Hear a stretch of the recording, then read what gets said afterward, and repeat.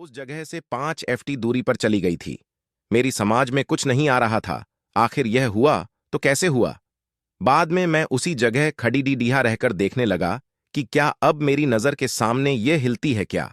देखते ही देखते अचानक वह डिश अपनी जगह से हवा में करीबन 2 फीट ऊपर उठकर नीचे गिरी और अपनी जगह पर हिलने लग गईं।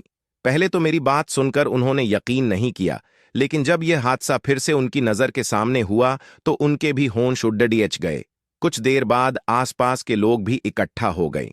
लोगों को लगा कि शायद कोई भूत प्रेत होगा जो यह सब कर रहा होगा।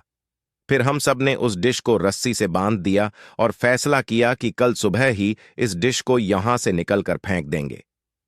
हम सब सो रहे थे, तभी मुझे छत पर किसी के घूमने की आवाज सुनाई दी। क्योंकि मेरा घर टॉप फ्लोर पे था, इसलिए जब भी छत पर कुछ भी हो तो सबसे पहले हमें सुनाई देता है। मैंने अपने घर वालों को जगाया और बताया कि छत पर कोई है जो घूम रहा है। उस रात हम सब हिम्मत करके छत पर गई, यह देखने के लिए कि आखिर ऊपर कौन है।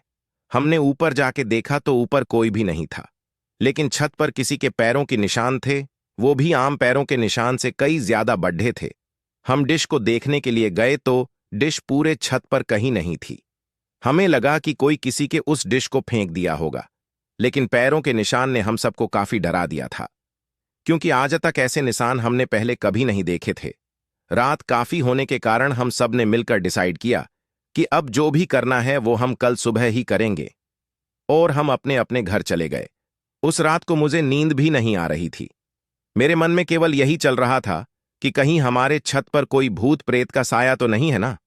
जब हम सभी छत पर देखने के लिए गए तो देखा कि वो डिश जो कल रात छत पर से गायब हो गई थी, वह डिश आज उसी जगह पर वापस आ गई थी।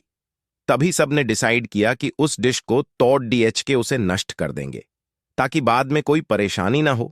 जब उस डिश को तोड़ डेच रहे थे तब उसके अंदर से काले काले रंग का कुछ पदार्थ बाहर निकल रहा था, जो बहुत ही बुरी बांस कर रहा था। उस डिश को तोड़ डेच कर उसे एक खुली जगह पर ले जाके उसे जला दिया। तब से लेकर अभी तक अब कई आवाज या किसी के होने का असहन नहीं हो रहा था।